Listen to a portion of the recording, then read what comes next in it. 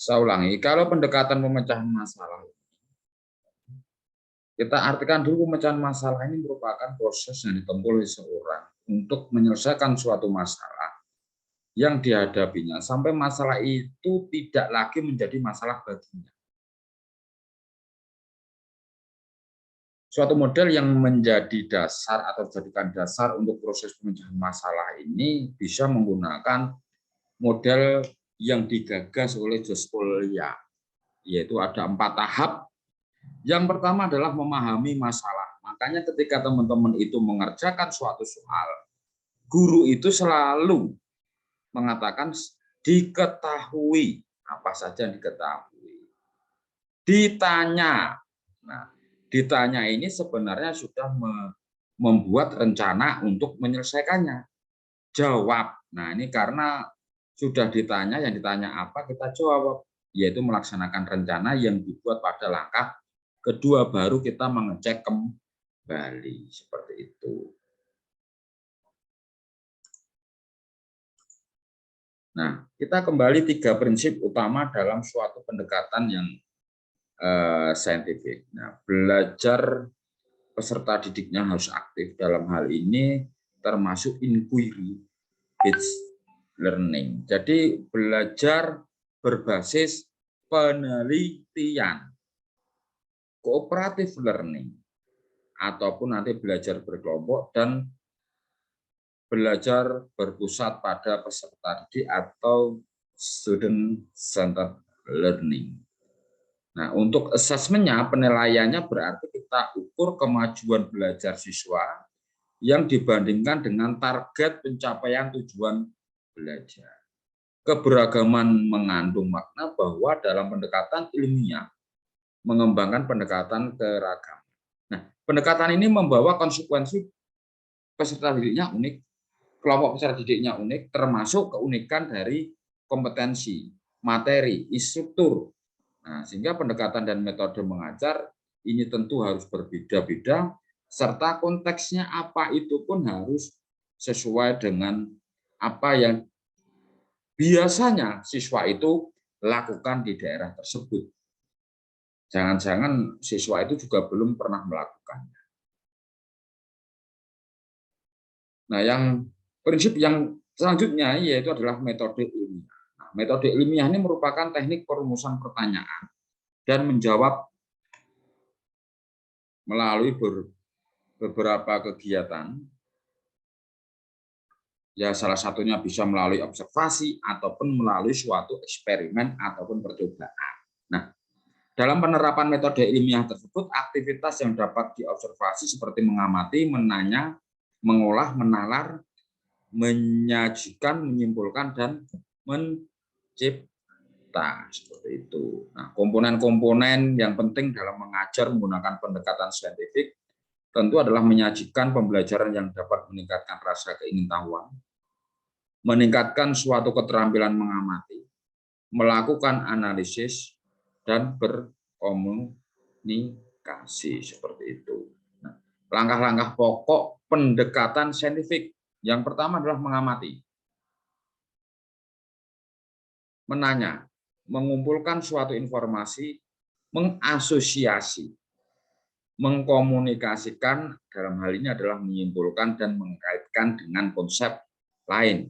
Jadi hubungan antar konsep dalam matematik ini penting. Jadi konsep-konsep matematik satu dengan konsep matematika yang lain. Sebagai contohnya, kalau kita belajar tentang persamaan diferensial, nah kita harus pertama yang memahami konsep pengintegralannya, konsep turunannya.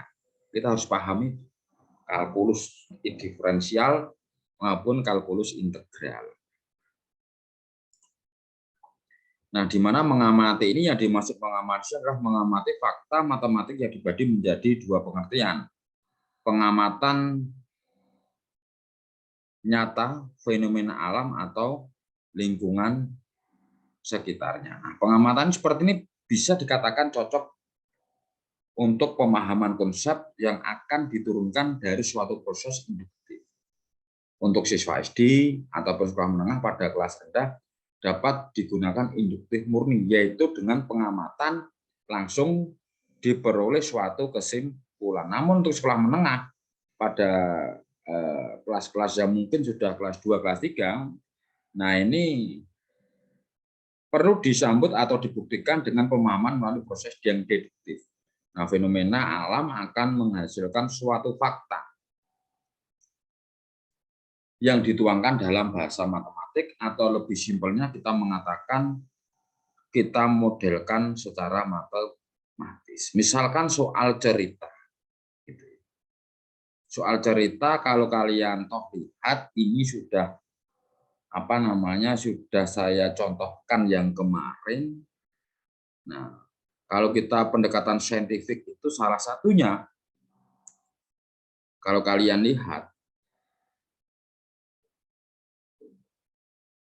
Budi ini kemarin saya contohkan, saya ulangi lagi. Biar kalian tuh nanti banyak soal cerita, banyak soal yang biasanya mengamati, ini contohnya saintifik atau enggak. Nah, saya contohkan Budi adalah siswa kelas 9 SMP. Budi ke sekolah naik sepeda motor dengan dengan kecepatan misalkan 60 km per jam. Jarak rumah Budi ke sekolah kurang lebih sekitar 8 km. Berapa waktu yang dibutuhkan? Ketika teman-teman lihat saat ini, SMP kelas 9 itu umurnya berapa? Umurnya berapa? Umurnya berapa? Halo?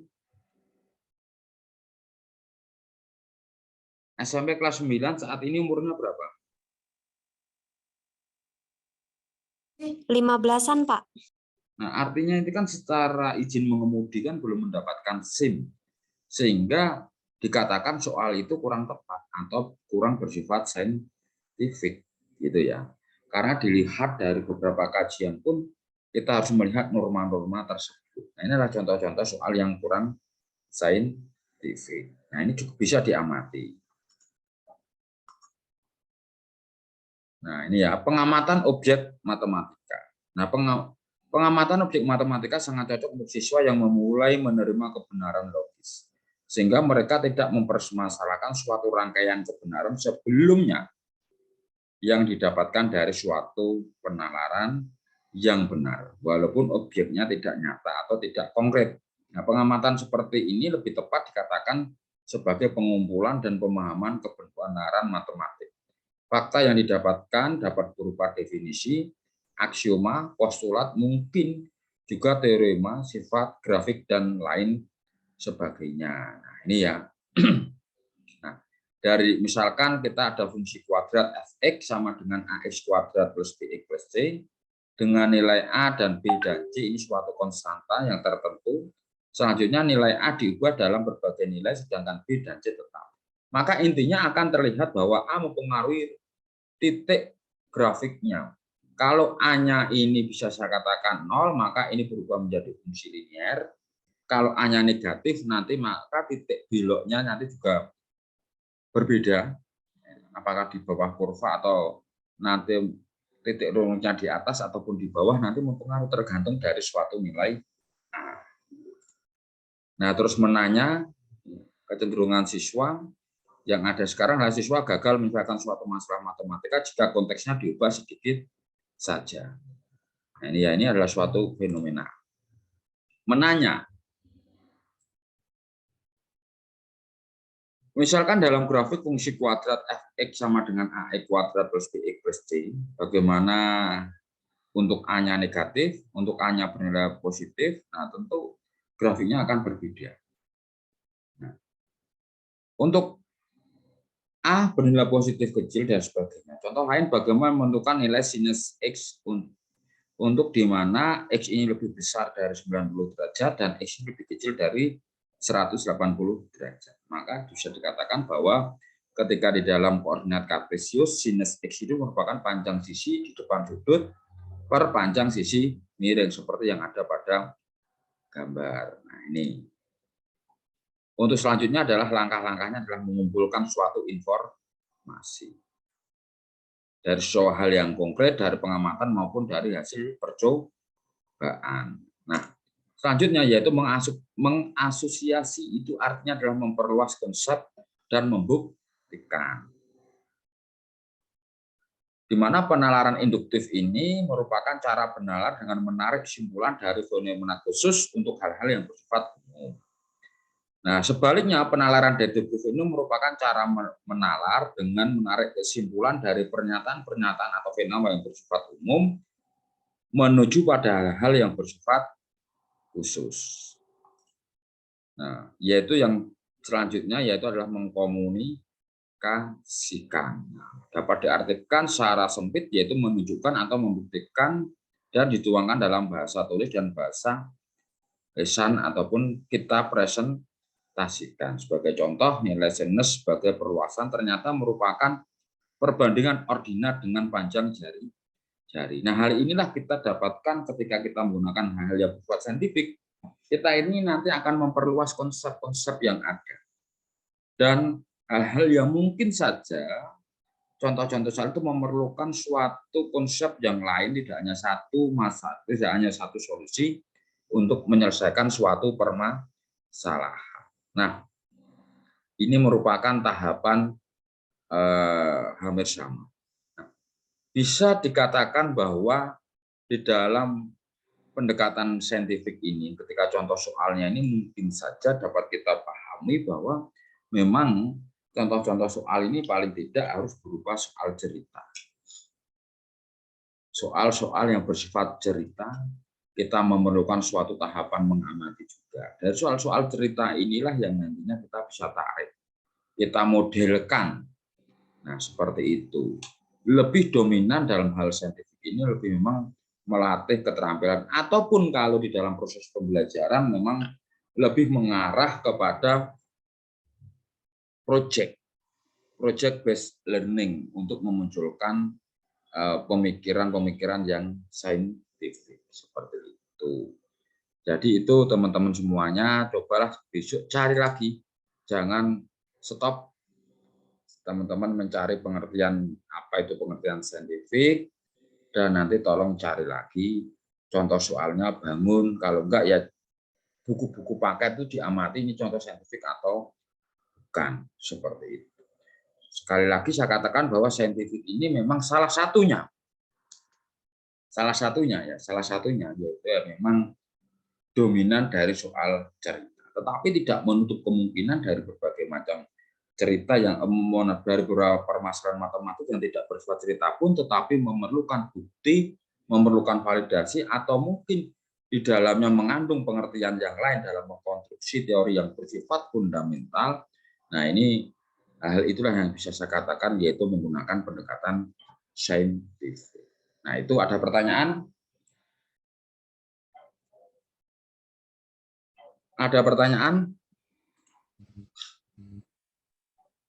Ada pertanyaan? Teman-teman semuanya, silakan bertanya.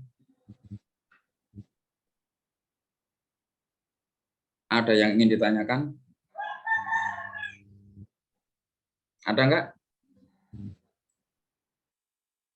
Oh, ini ada yang di kampus 2 ini ya. Coba saya kepengen semuanya on cam. Mana?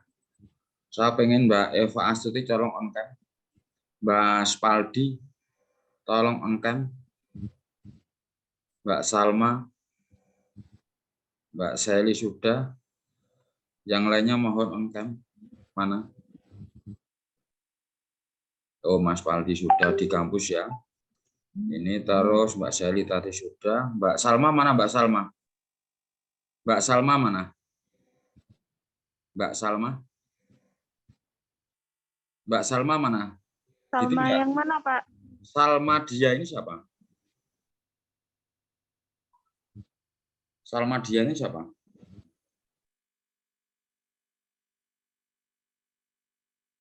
Salma dia? Enggak ada. Ditinggal ini ya berarti ya. nggak apa-apa. Ya inilah kalau salah satu kelemahan ketika pembelajaran secara sinkronis gitu ya. Harusnya kalau salah sinkronis itu on cam ya. Mas Johan tadi sudah nggak apa-apa. Nah baik, sembari teman-teman besok Sabtu pagi itu saya harus menanyakan contoh-contoh soal yang menggunakan pendekatan saintifik. Nah maka untuk 1 jam ke depan tolong dicari contoh-contoh soal itu dan saya tunggu di Google Drive. Upload di Google Drive sedapatnya contoh soalnya 1 jam ini. Gitu ya. Upload Google Drive nanti saya pantau. Untuk link Google Drive-nya nanti saya ingatkan lagi. Saya kirim di grup untuk link Google Drive-nya. Baik, kalau nggak ada pertanyaan, saya rasa itu. Saya tunggu contoh soalnya bebas, dapat 1 ya 1, tapi dengan penyelesaiannya nah, nanti seperti itu. Ada pertanyaan? Ada? Ada pertanyaan? Ada pertanyaan? Belum ada, Pak. Baik, kalau nggak ada, saya rasa cukup sekian. Saya tunggu nanti 1 jam ke depan, nanti kalian harus cari. Ini jam 3 lebih sedikit. Nah, nanti paling nggak sebelum jam 4 atau maksimal jam 4, paling nggak harus dikumpulkan. Dan besok kita bahas secara filosofinya, seperti itu. Sekian dari saya, selamat sore. Selamat siang menjelang sore ya. Assalamualaikum warahmatullahi wabarakatuh.